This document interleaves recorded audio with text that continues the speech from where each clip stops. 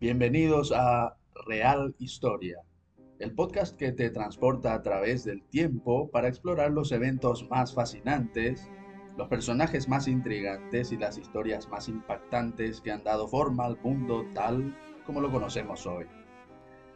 Prepárate para un viaje a través del tiempo mientras exploramos batallas épicas, descubrimientos revolucionarios y momentos definitorios que dieron forma a la humanidad.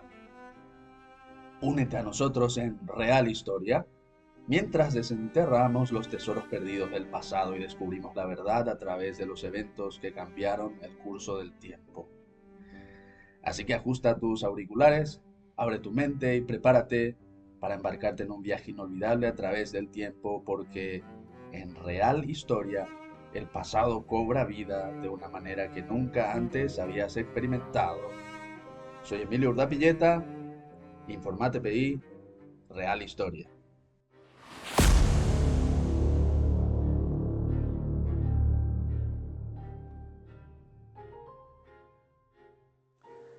Martes 9 de julio del 2024.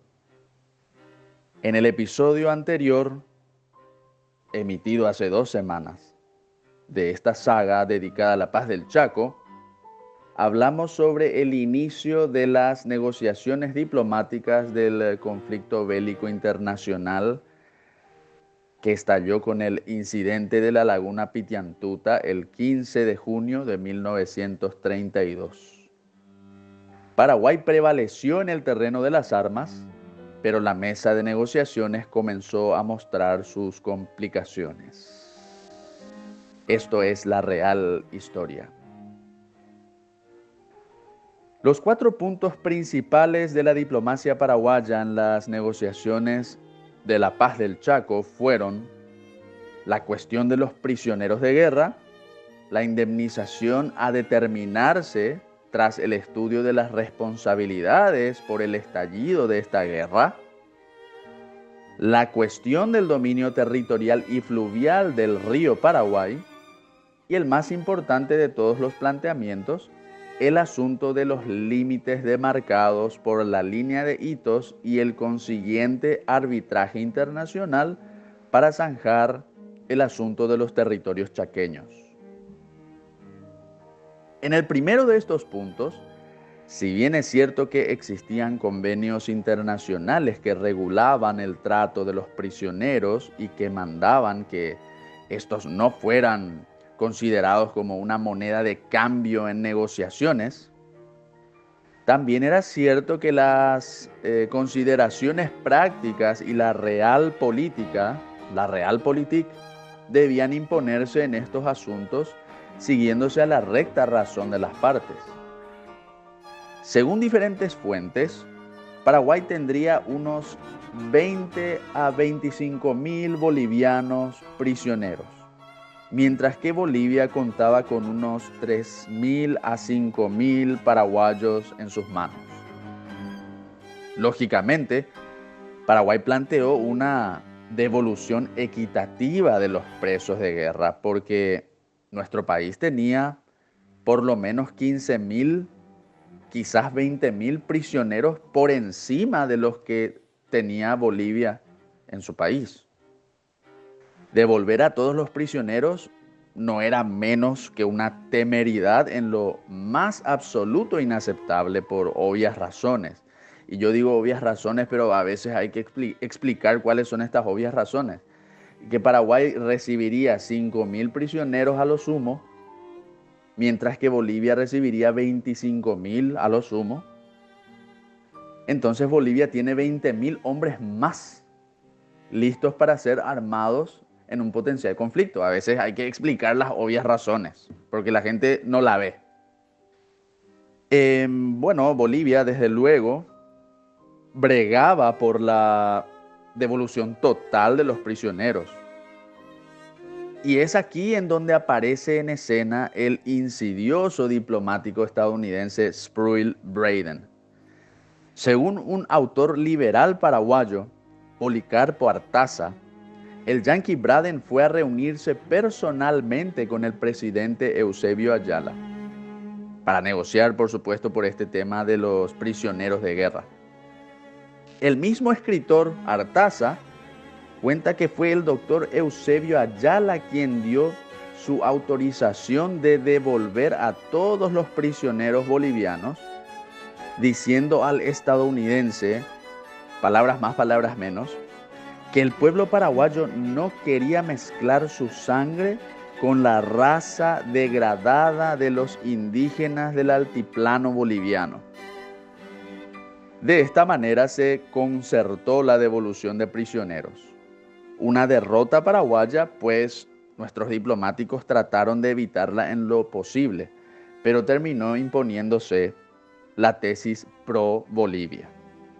Aquí debemos señalar que el cierre del asunto de los prisioneros se produjo ya en tiempos de Rafael Franco en el gobierno. Y Rafael Franco, que supuestamente hizo un golpe de Estado para evitar los errores de la diplomacia paraguaya en la Guerra del Chaco, terminó refrendando la devolución de los prisioneros bolivianos.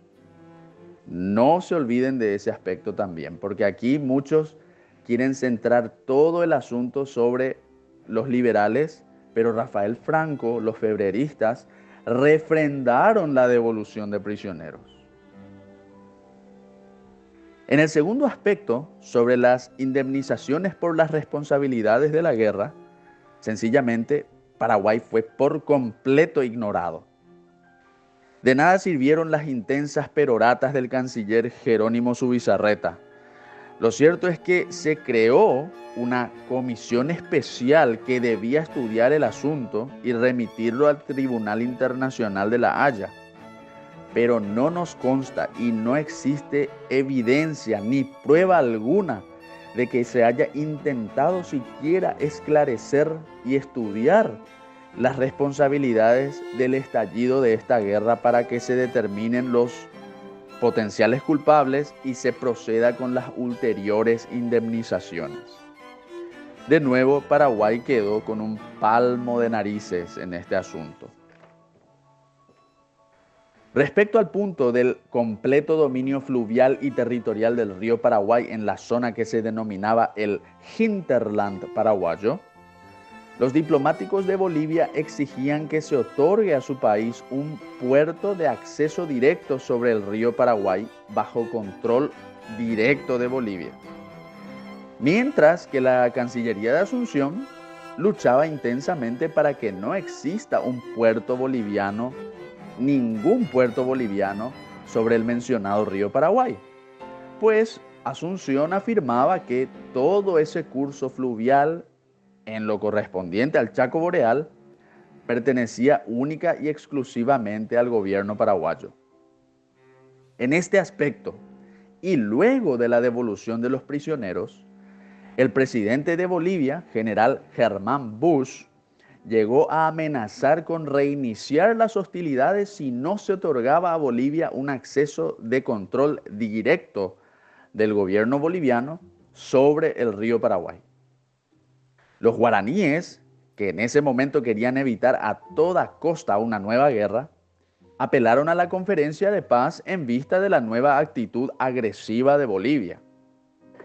Pero el presidente de la conferencia de paz, el argentino Carlos Saavedra Lamas, que tantas veces operó en favor del Paraguay, ya había sido desarticulado y dado de baja, aunque terminó ganando el Premio Nobel de la Paz por su justiciera y ecuánime actuación en el asunto chaqueño. Saavedra Lamas fue reemplazado en febrero de 1938 por su compatriota, el doctor José María Cantilo. Y este hombre, que quería cerrar con el engorroso asunto chaqueño a toda costa, se allanó completamente a todos los planteamientos que realizó el diplomático de Estados Unidos, Spruill Braden, quien ahora prácticamente manejaba a su antojo la Conferencia de la Paz del Chaco, con el subrepticio apoyo del Brasil, todo se ha dicho. De esta manera, la belicosidad boliviana tuvo eco en los miembros de la Conferencia de Paz, mayormente ya esta bajo la influencia del famoso Yankee Braden, Spruill Braden, que era representante legal de la Standard Oil de la compañía Standard Oil de la familia Rockefeller en Bolivia. Paraguay prácticamente solo, pues solamente Uruguay tímidamente le apoyaba, debió ceder a las exigencias de Bolivia y la conferencia de paz terminó otorgando el llamado Triángulo Dionisio Foglianini con 48 kilómetros de costa sobre el río Paraguay a Bolivia. Hoy en día, esa posición es el famoso Puerto Bush sobre el río Paraguay, que pertenece completamente a Bolivia y por ende, Paraguay también perdió en este punto en la mesa de negociaciones, pues los bolivianos lograron su objetivo de entrar y de tener un puerto propio sobre el río Paraguay. Quedaba un tema que tratar: el arbitraje internacional por los territorios en disputa y la cuestión de la línea de hitos. Quizás aquí Paraguay obtendría compensaciones por todo lo que ya se dio y en lo que fue superado en la mesa de negociaciones anteriormente, como ya vimos. O tal vez se confirme la tendencia y también en esto Paraguay terminaría cediendo a sus aspiraciones ancestrales. En el próximo capítulo de la Real Historia, la parte final de las negociaciones, por la paz del Chaco estamos hablando, hablaremos del arbitraje por la línea de hitos y la cuestión territorial, así como mencionaremos a las intrigas que rodearon a este espinoso asunto. Síganos en las redes sociales: Instagram, Facebook, Twitter, Twitch, Spotify. Compartan estos videos, estos trabajos que realizamos en la Real Historia. Síganos también a nosotros en Twitter, @profmoriartypi en mi caso. Y si Dios así lo permite, nos volveremos a encontrar el próximo martes con un nuevo episodio de la Real Historia. Permiso.